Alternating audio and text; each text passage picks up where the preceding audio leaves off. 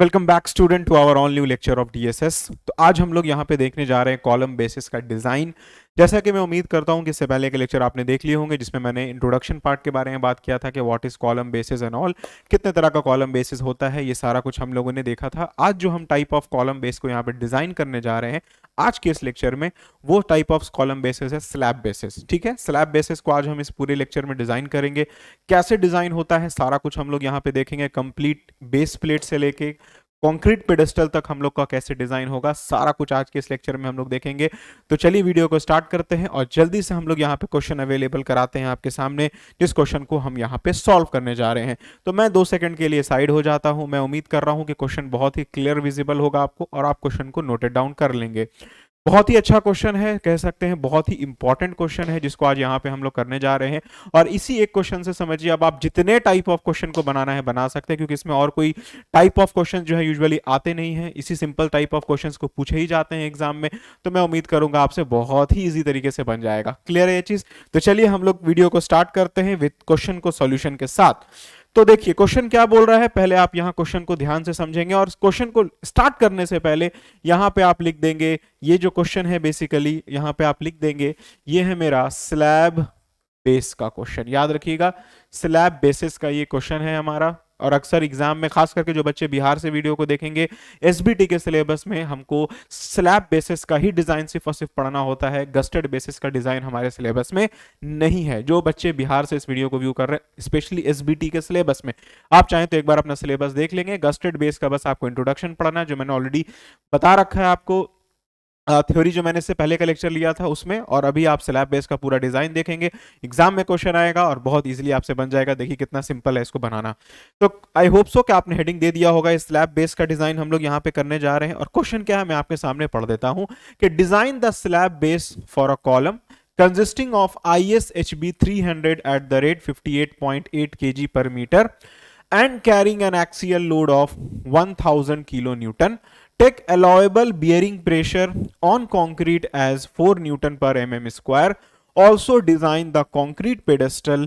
Assume M15 pedestal concrete mix. तो क्या कह रहा है क्वेश्चन में? क्वेश्चन में कह रहा है कि आप एक स्लैब बेस जो है वो डिजाइन करेंगे। स्लैब बेस का मतलब होगा बेस प्लेट की बात करेगा। जो कॉलम हमारा जिस बेस प्लेट पे रेस्ट करेगा उसका क्या साइज होगा, उसका क्या थिकनेस होगा, वही यहाँ पे डिजाइन करने के लिए आपको कह रहा है। तो यहाँ पे जब कह रहा है design the slab base, that means simply यही कह रहा है कि जो आप पेडेस्टल लेंगे, उस पेडेस्टल जो आप बेस प्लेट लेंगे, सॉरी, उस बेस प्लेट का क्या थिकनेस लेंगे जिसके ऊपर हमारा रखा रहता है कंक्रीट ब्लॉक। जैसे अगर मैंने फिगर भी एक यहाँ पे ऐड किया, जैसे इस फिगर को आप देखेंगे तो ये मेरा कॉलम दिया हुआ है। इस कॉलम का नाम है ISHB 300, राइट। ये कॉलम आपको दिया हुआ ISHB 300 और ये जो कॉलम किसके ऊपर रखा हुआ, इस बेस प्लेट के ऊपर, जो ब्लू से यहाँ पे आप देख रहे हैं, ये है मेरा बेस प्लेट जिसके ऊपर ये कॉलम जो है रेस्ट कर रहा है। तो कह रहा है इस बेस प्लेट को ही डिजाइन करना है कि इस बेस प्लेट का साइज क्या होगा। दैट मीन्स कि यहां से यहां क्या साइज होगी, यहां से यहां क्या साइज होगी इसकी, और साथ ही साथ इस बेस प्लेट का थिकनेस क्या होगा, ये थिकनेस की भी बात कर रहा है, ये डिजाइन करने बोल रहा है। और साथ ही साथ इस क्वेश्चन में बोला कंक्रीट पेडेस्टल को भी डिजाइन कीजिए। कंक्रीट पेडेस्टल मतलब ये इतना बड़ा जो आप कंक्रीट का पेडेस्टल देख रहे हैं जिसके ऊपर ये रखा हुआ है। तो कंक्रीट पेडेस्टल का यहां पे हम लोग को जो फाइंड करना होता है वो सिर्फ इसका विड्थ और इसका हमको थिकनेस फाइंड करना होता है। क्या उसका विड्थ होगा और क्या उसका थिकनेस होगा। इसकी डेप्थ के बारे में यहां पे हम लोग पार्ट में डिस्कशन नहीं करते हैं, सिर्फ हम इसका विड्थ और साइज मतलब कह सकते हैं कंक्रीट पेडेस्टल का फाइंड करके निकालते हैं। तो मैं उम्मीद करता हूं कि इस फिगर से आपको अंदाजा हो चुका होगा कि हम लोग क्या क्या यहां पे डिजाइन करने जा रहे हैं। तो क्वेश्चन 2 पार्ट में हमारा डिजाइन होगा। पहला पार्ट में हम डिजाइन करेंगे इस बेस प्लेट को। जब मेरा बेस प्लेट पूरी तरीके से डिजाइन हो जाएगा उसके बाद फिर हम ये जो आपका कंक्रीट पेडेस्टल आप देख रहे हैं जिसके ऊपर ये हमारा बेस प्लेट रेस्ट कर रहा है उसको फिर हम लोग डिजाइन करेंगे। ठीक है, तो चलिए हम लोग बारी बारी सब कुछ को डिजाइन करते हैं और हम लोग यहां पे देखते हैं कैसे कैसे डिजाइन होगा। कॉलम का साइज मालूम है आपको, और उसके साथ ही साथ जो कह रहा है जो कॉलम है वो कितना लोड कैरी कर रहा है, 1000 किलो न्यूटन का लोड कैरी कर रहा है। और आपको बता रहा है take allowable bearing pressure on concrete. Allowable bearing pressure जो कंक्रीट के ऊपर एक्ट कर रहा है वो 4 न्यूटन पर mm स्क्वायर का है। क्लियर है? तो चलिए बहुत स्टेप बाय स्टेप सॉल्व करते हैं। और सबसे पहला जो मेरा स्टेप होगा, यहाँ पे मैं कलर चेंज कर लेता हूं, जो मेरा सबसे पहला स्टेप होगा वो होगा हमारा to design base plate, to design base plate. तो सबसे पहले हम यहाँ जो डिजाइन करने जा रहे हैं वो है मेरा बेस प्लेट। मैं उम्मीद कर रहा हूं कि आपने देख लिया होगा what is base plate and all, right. तो बेस प्लेट डिजाइन करने के लिए कुछ डेटाज हमको चाहिए। जैसे बेस प्लेट डिजाइन करने के लिए सबसे पहला डेटा हमको चाहिए, लोड ऑन कॉलम क्या है, लोड ऑन कॉलम मेरा क्या है। तो लोड ऑन कॉलम देखिए दिया हुआ 1000 किलो न्यूटन जो मेरा लोड एक्ट कर रहा है। अगर इसको हम एमएम में कन्वर्ट कर देंगे तो आ जाएगा 1000 इंटू 10⁻³ न्यूटन। उसके बाद दूसरा इंपॉर्टेंट डेटा हमको चाहिए बेस प्लेट को डिजाइन करने के लिए, मतलब बेस प्लेट का ये पहला स्टेप है। पहले तो हम लोग बेस प्लेट डिजाइन करेंगे, फिर हम लोग कंक्रीट पेडेस्टल करेंगे। तो पहला हम लोग डिजाइन कर रहे हैं बेस प्लेट, उसका जो पहला स्टेप है उसमें क्या क्या डेटा हमको चाहिए, लोड ऑन कॉलम क्या है मेरा, और साथ ही साथ हमारा नेक्स्ट डेटा चाहिए हमको एलॉयबल एलॉयबल बियरिंग प्रेशर हमारा क्या है, राइट। क्वेश्चन में दिया हुआ है एलॉयबल बियरिंग प्रेशर, ये कुछ कुछ डेटा है जो हमको रिक्वायर्ड होगा। एलॉयबल बियरिंग प्रेशर वो कितना दिया हुआ है, 4 न्यूटन पर एमएम स्क्वायर, ये मेरा एलॉयबल बियरिंग प्रेशर दिया हुआ है। ये दो इंपॉर्टेंट डेटा है जो हमने लिख दिया। अब जो पहला स्टेप हमारा होगा, जो मेरा पहला स्टेप होगा वो होगा to find the size of base plate, to find the size of base plate, ठीक है। तो मेरा पहला स्टेप क्या होगा, पहले मैंने जो डेटा गिवन था वो लिख दिया, जो इंपॉर्टेंट डेटा था, लोड क्या था कॉलम पे, और साथ ही साथ मेरा एलॉयबल बियरिंग प्रेशर क्या था वो मैंने लिख दिया। अब उसके बाद हमारा जो पहला स्टेप होगा वो होगा to find the size of base plate. तो मेरा पहला स्टेप है जो मेरा बेस प्लेट होगा उसका क्या साइज लेंगे हम लोग, राइट। तो साइज को फाइंड करने के लिए क्या फाइंड करना होगा हमको, कैसे फाइंड होगा, हम एरिया फाइंड करेंगे। साइज जब भी फाइंड करने की बात करेगा तो हम क्या फाइंड करेंगे, एरिया ऑफ बेस प्लेट। तो जब to find the size of base plate बोलेगा तो सब हम लोग यहां पे क्या फाइंड करेंगे, एरिया ऑफ बेस प्लेट। इस एरिया ऑफ बेस प्लेट को ही यूज करके हमारा क्या निकलेगा, साइज ऑफ बेस प्लेट। कैसे निकलेगा, क्या फॉर्मूला होगा, देखिए। तो एरिया ऑफ बेस प्लेट निकालने का फॉर्मूला होगा हमारे पास लोड ऑन कॉलम, जो भी लोड मेरा कॉलम पे है, डिवाइडेड बाय एलॉयबल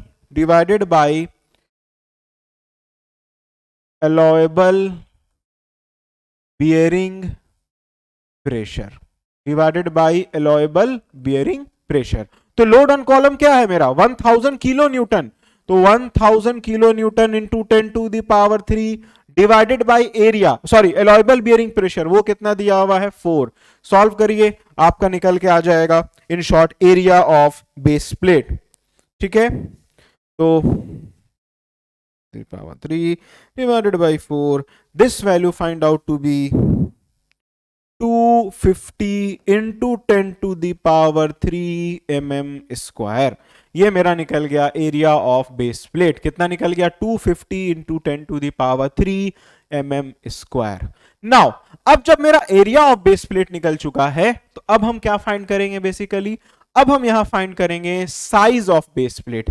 तो कैसे मेरा size of base plate find होगा वो यहां बहुत इंपॉर्टेंट है समझने का, जो कि हम आगे के अगले स्टेप में आपको बताने जा रहे हैं, ठीक है। तो उस साइज को बताने से पहले मैं आपके सामने एक फिगर ड्रॉ करना चाहूंगा जिससे आपको चीजें बहुत हद तक क्लियर हो जाएंगी कि हम क्या करने जा रहे हैं। देखिए ये हमारा एक बेस प्लेट होगा, for example let us assume कि हम टॉप से देख रहे हैं, तो ये मेरा बेस प्लेट कुछ इस टाइप का साइज ऐसा दिखेगा हमारा बेस प्लेट। नाउ अब इस बेस प्लेट में आप जानते हैं कि आपका क्या है, एक कॉलम जो है वो रेस्ट कर रहा है, राइट। तो ये कॉलम कुछ इस टाइप से रेस्ट कर रहा है, let us assume.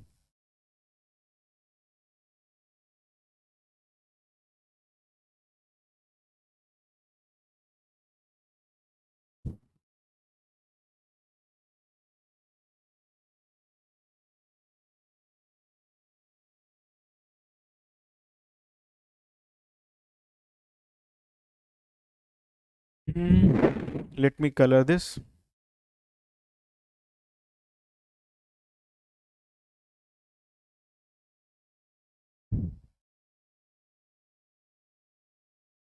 Let me colour this, colour कर देंगे तो ज़्यादा बेहतर नज़र भी आएगा ना अपने को। Fill colour green.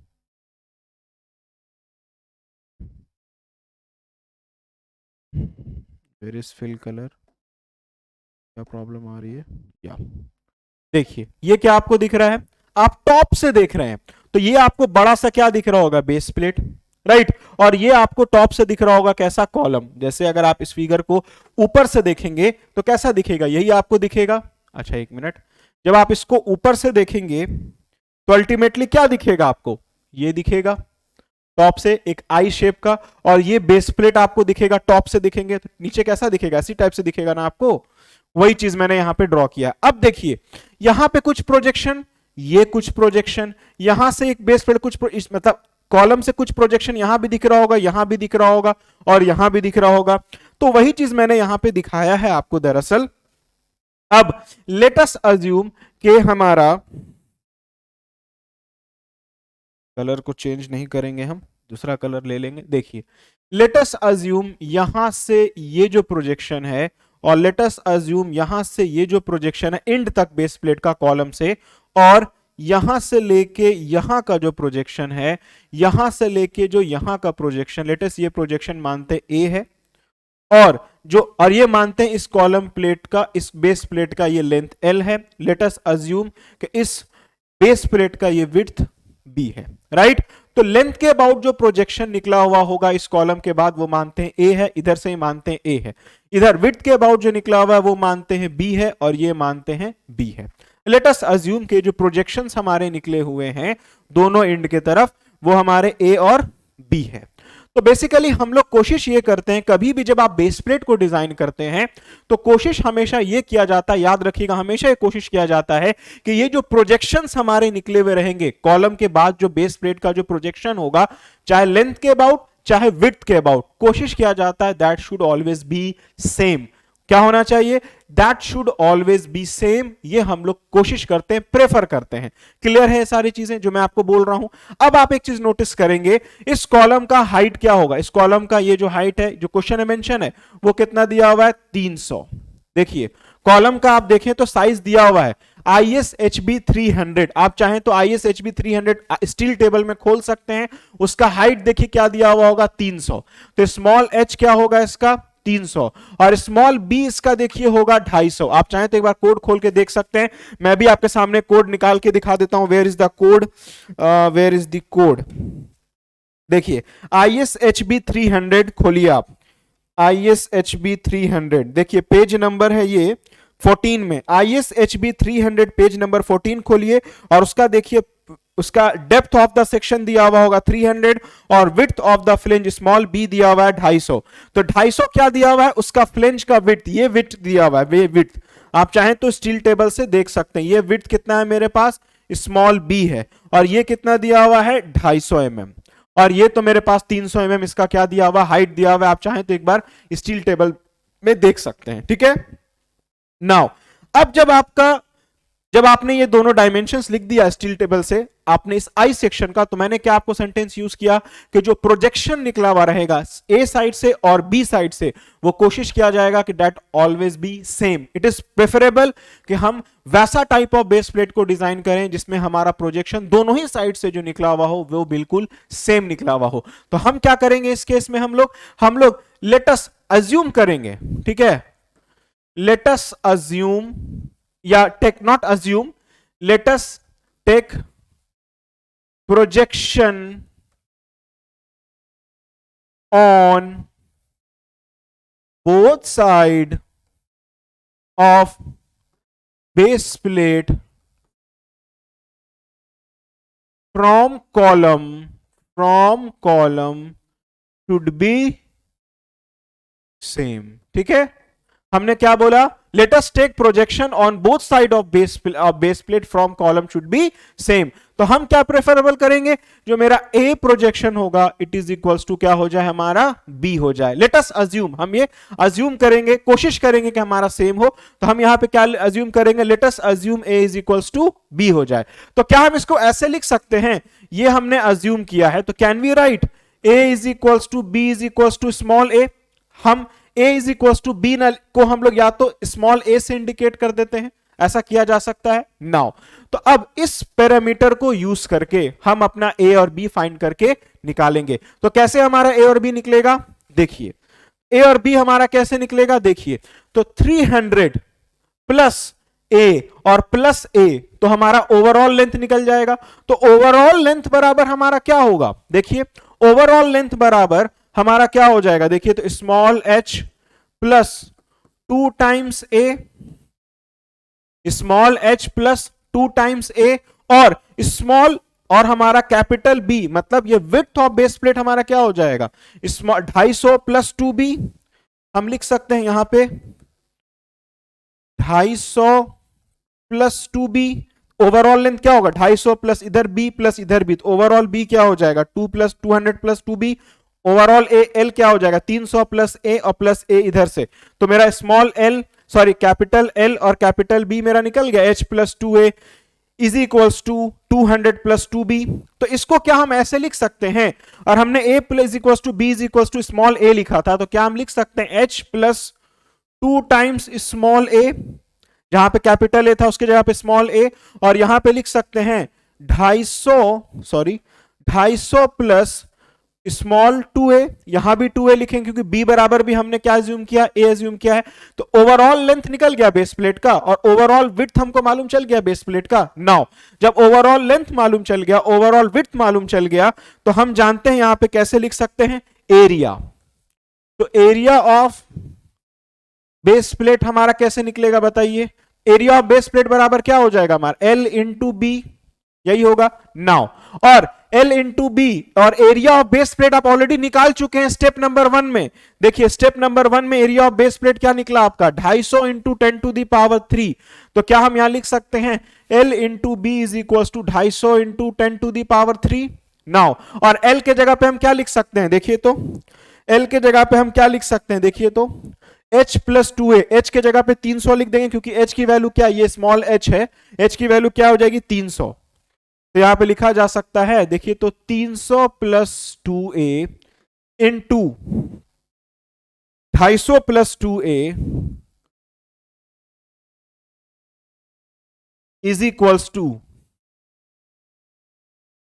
Into 10 to the power 3, ये होगा। अब इसको सॉल्व करेंगे तो क्या स्मॉल a नहीं निकल जाएगा, देखिए सॉल्व करके क्या आ रहा है स्मॉल a, कैलकुलेटर में उम्मीद करता हूं सारे बच्चों के पास होगा ही, ठीक है। सॉल्व कीजिए, क्वाड्रेटिक इक्वेशन टाइप का बनेगा आपका ये। वेयर इज स्मॉल a, हाँ ठीक है ना, 300 प्लस, ठीक है, इज इक्वल्स टू, ठीक है, 10⁻3।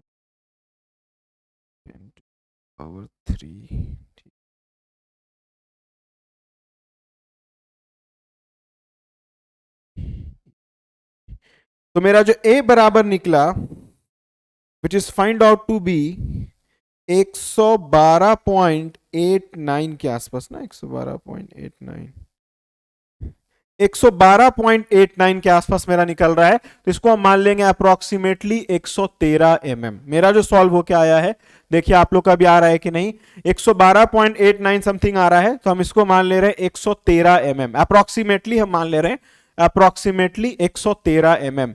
देखिए आप लोग का सॉल्व करके कितना आ रहा है, मेरा जो सॉल्व करके आया है वो आया 113 mm। क्लियर है चीज, 113 mm मेरा फाइंड होके आया है। नाउ अब जब मेरा स्मॉल a निकल गया है, तो अब हम कैपिटल L भी निकाल सकते हैं, क्योंकि कैपिटल L बराबर मेरा क्या था, h plus how much 2 times small a। तो अब h के जगह पे क्या लिख देंगे 300 प्लस 2 टाइम्स स्मॉल a 113, जो मेरा अप्रोक्सीमेटली निकल के आया है।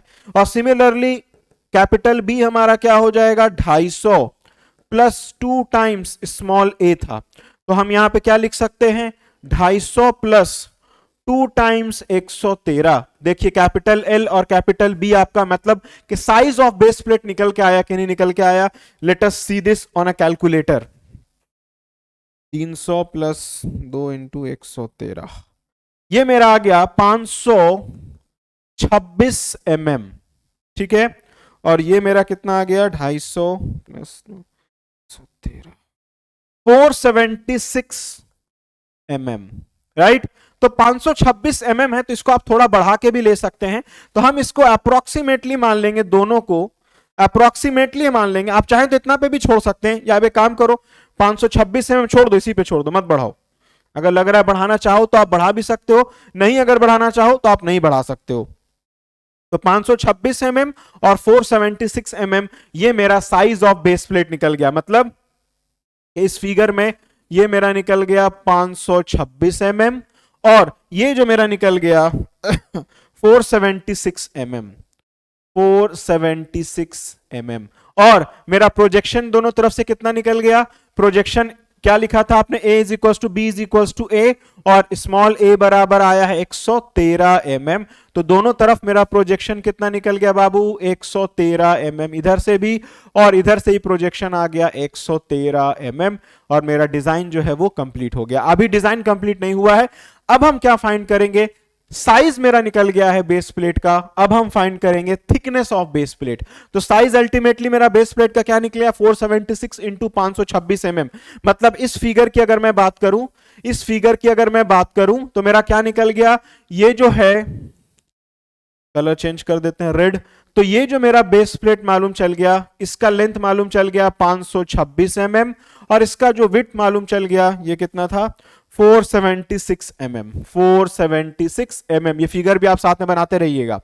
अब हमको फाइंड क्या करना है? अल्टीमेटली इसका हमको थिकनेस फाइंड करना है, that is thickness of base plate find करके निकालना है। तो थिकनेस कैसे फाइंड होगा? चलिए अब आगे स्टेप में बढ़ते हैं, और अब आते हैं स्टेप नंबर 2 में, राइट। अब आते हैं स्टेप नंबर 2 में, और यहां फाइंड करेंगे to find thickness of base plate. तो कई बार यहां पे थिकनेस ऑफ बेस प्लेट भी आप लिख सकते हैं, कई बार यहां पे थिकनेस ऑफ स्लैब बेस भी लिखा जा सकता है, डिपेंड करता है कि आप इसको कैसे लिखना चाह रहे हैं। सारा कुछ क्लियर है? तो अब हम यहां पे फाइंड करेंगे थिकनेस ऑफ बेस प्लेट। तो थिकनेस ऑफ बेस प्लेट कैसे फाइंड होगा? फॉर्मूला मैंने आपको ऑलरेडी लिखा रखा था, फ्रॉम IS 800 1984, रूट टी बराबर होता है 3 omega divided by sigma BC is equal to a square minus b square by 4। ये आपके पास फॉर्मूला होता है फ्रॉम IS, कह सकते हैं from IS 800, 3 omega by sigma BC into a square minus b square by 4 होता है, वेयर ओमेगा बराबर होता है bearing pressure on plate. Omega बराबर क्या होता है? Bearing pressure on plate. तो मैं उम्मीद कर रहा हूं कि आपको सारा सिग्मा BC के बारे में भी आप जानते होंगे, हमारा क्या है सिग्मा BC वगैरह सब आपको पता ही होगा।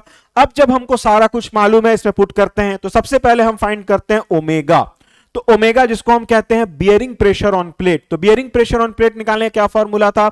Load on column, load on column divided by area of base plate. अब बोलिएगा ये कौन सा बेस प्लेट का एरिया लेंगे? जो आपने यहां पे जो साइज प्रोवाइड किया है बेस प्लेट का, उसका एरिया।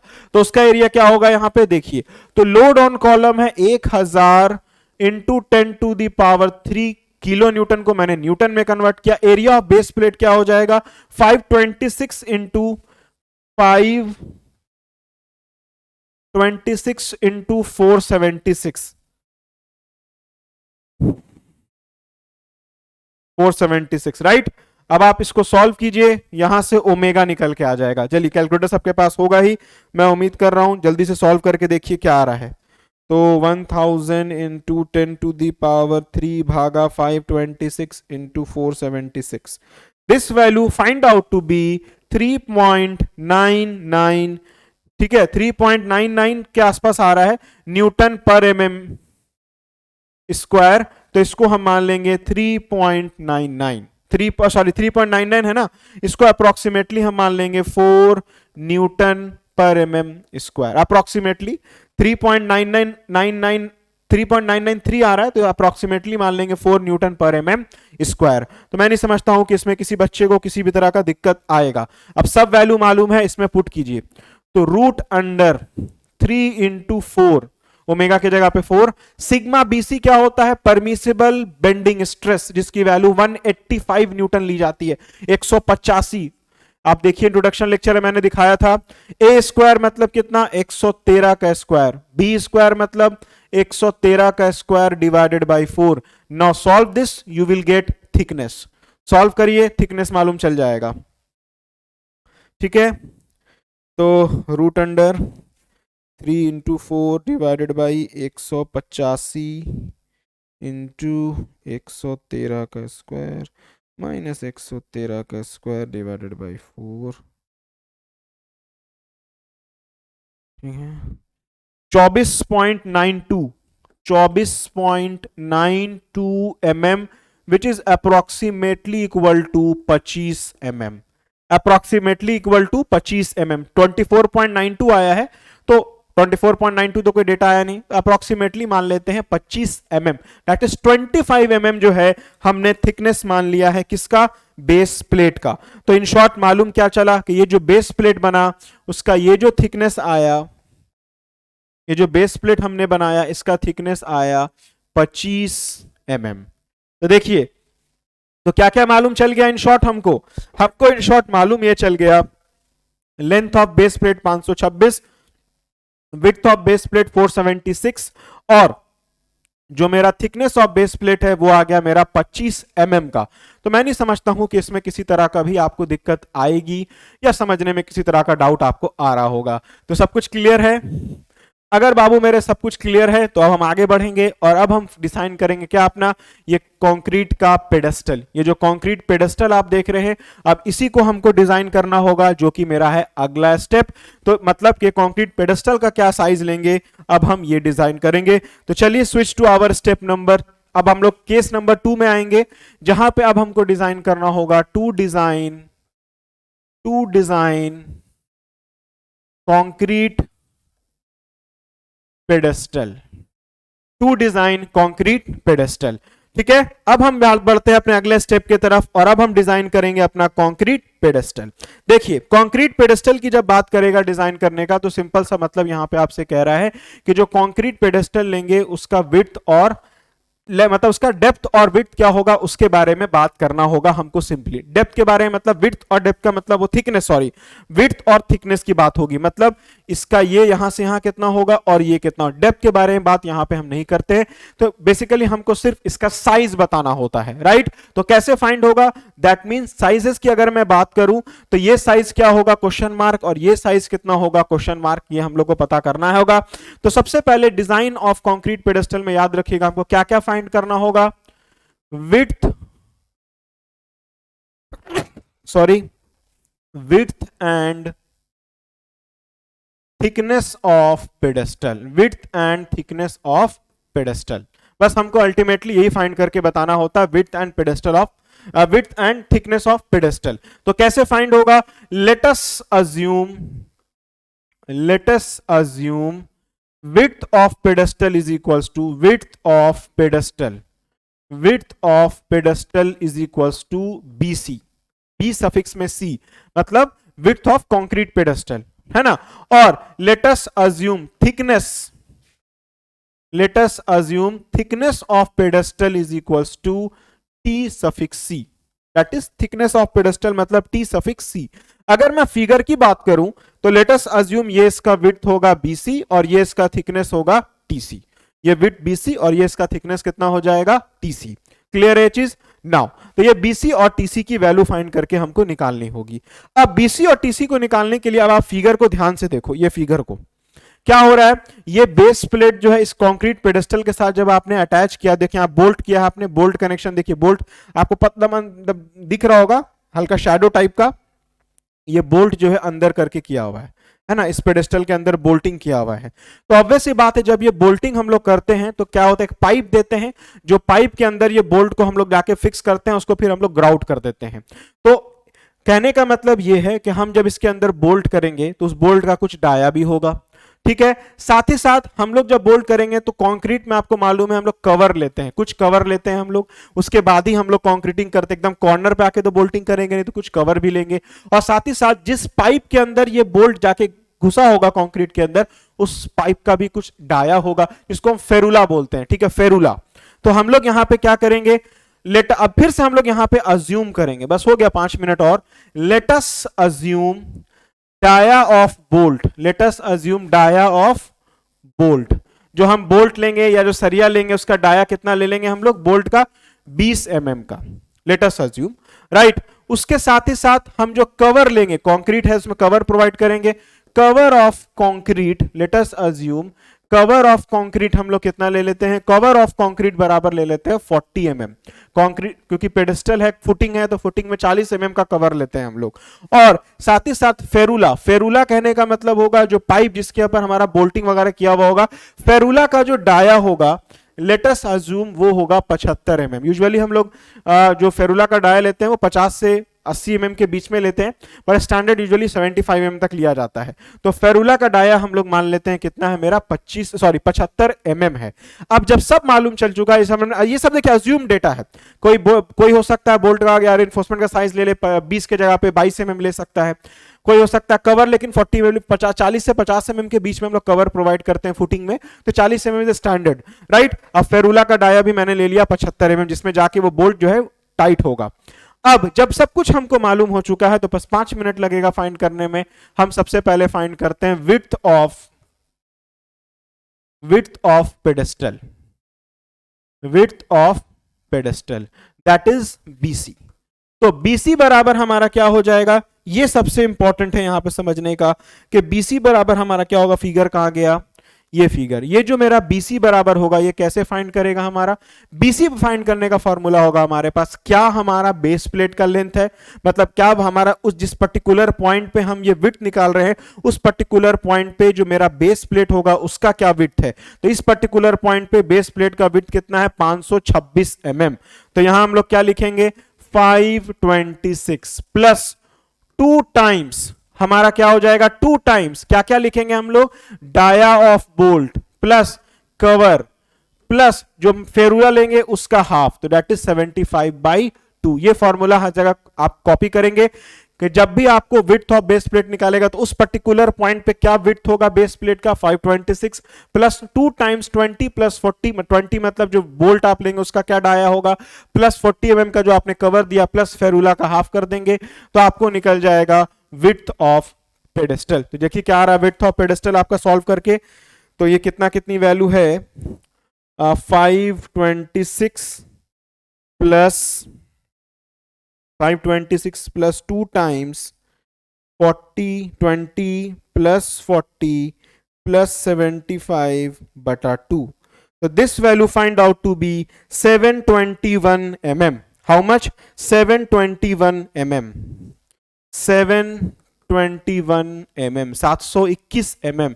ये मेरा क्या निकल गया, अगर हम इसका विड्थ BC ये दिखाए थे तो ये हमारा निकल गया BC 721 mm, 721 mm।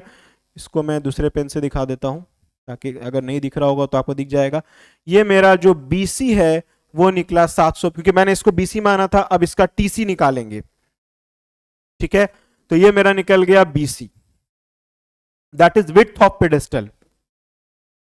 अब यहां फाइंड करेंगे thickness of pedestal, thickness of pedestal. तो वो निकालने का क्या फॉर्मूला होगा, TC इज इक्वल्स टू, अब थिकनेस के अबाउट ये मेरा थिकनेस है, अब थिकनेस के अबाउट क्या बेस प्लेट का साइज मैंने लिया 476 mm। तो यहां पे मेरा क्या हो जाएगा, देखिए 476 प्लस 2 टाइम्स वही सेम सब कुछ 20 प्लस 40 प्लस 75/2 का ये थिकनेस ऑफ निकल जाएगा आपको पेडेस्टल। तो चलिए सॉल्व करके देखिए हमारा क्या आ रहा है, 476 plus 2 times 20 plus 40 plus 75/2 671 mm। क्या मेरा सॉल्व हो क्या आ रहा है बाबू, 476 है ना, तो मेरा क्या निकल के आ रहा है 671 mm, 671 mm। 476 plus 2 times 20 plus 40 plus 75/2 677 mm। ये हमारा बेसिकली क्या निकल के आ गया, ये हमारा निकल के आ गया in short thickness of pedestal, thickness of pedestal मतलब कहने का हो जाएगा ये, that is TC 671 mm, 671 mm। अब जब हमारा ये दोनों साइज निकल गया है तो अब हम चेक करेंगे क्या ये जो मेरा साइज निकला है वो सही निकला है कि गलत निकला है, राइट। कहने का इन शॉर्ट मतलब है कि जो भी आपने यहां पे साइजेस फाइंड करके निकाली है, क्या ये साइज सही निकली है कि गलत निकली है, वो हम चेक करेंगे, तभी हमारा आगे डिजाइन ओके होगा। अब यहां पे हम अगला लास्ट स्टेप ये होगा हमारा चेक। चेक क्या चेक कर रहे हैं, ये जो मैंने साइज निकाला है पेडेस्टल का, क्या ये ओके है मेरे लिए कि नहीं, वही चेक कर रहे हैं। तो साइज को चेक करने के लिए क्या फॉर्मूला होगा हमारे पास, साइज को इन शॉर्ट चेक करने के लिए हम एलॉयबल स्ट्रेस फाइंड करेंगे। क्या फाइंड करेंगे हम लोग, एलॉयबल बियरिंग स्ट्रेस। हम लोग यहां फाइंड करेंगे एलॉयबल बियरिंग स्ट्रेस। एलॉयबल बियरिंग स्ट्रेस की वैल्यू जो है वो फाइंड करेंगे, और उस वैल्यू को हमेशा ज्यादा होना चाहिए बियरिंग प्रेशर से, बियरिंग प्रेशर से ज्यादा होना चाहिए, बियरिंग प्रेशर ऑन प्लेट से ज्यादा होना चाहिए।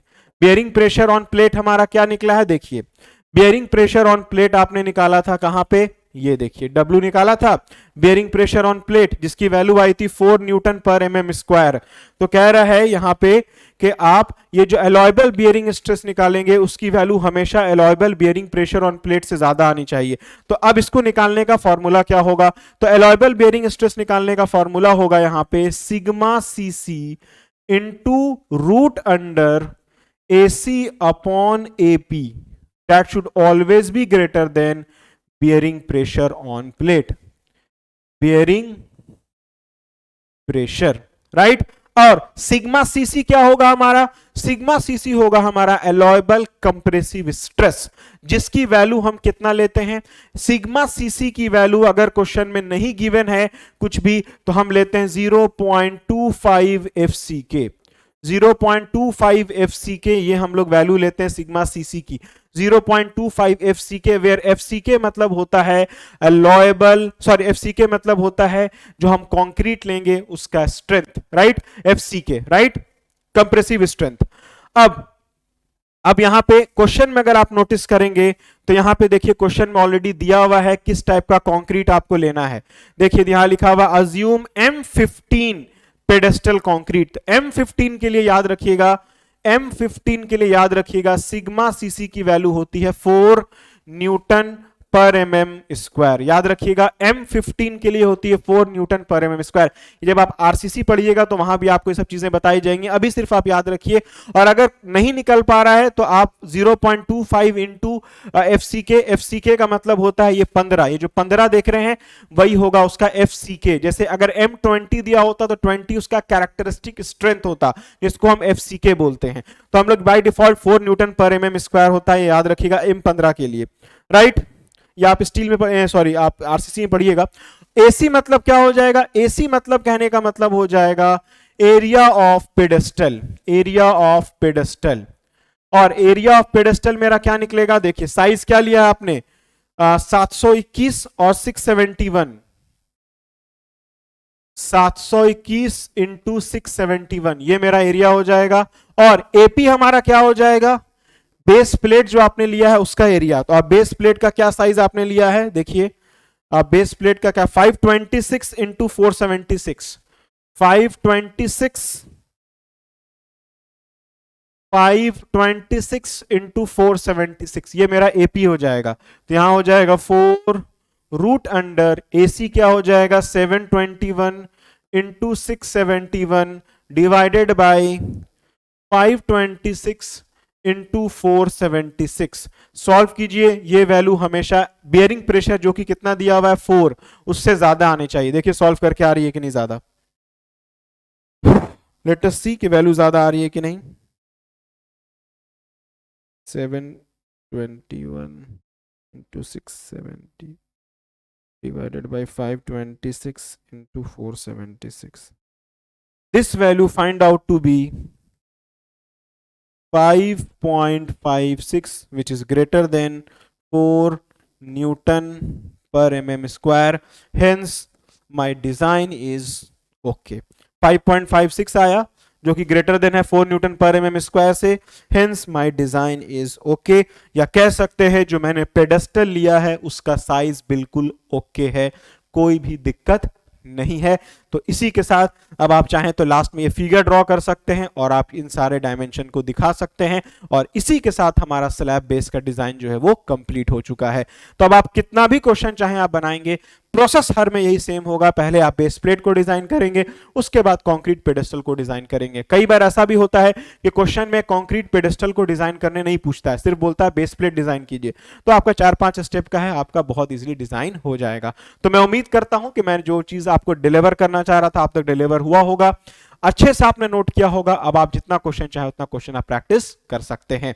तब इसी नोट के साथ इस लेक्चर को ओवर करेंगे। Thank you so much for watching this video. Stay tuned on Desi masters and hope to see you again. Thank you so much.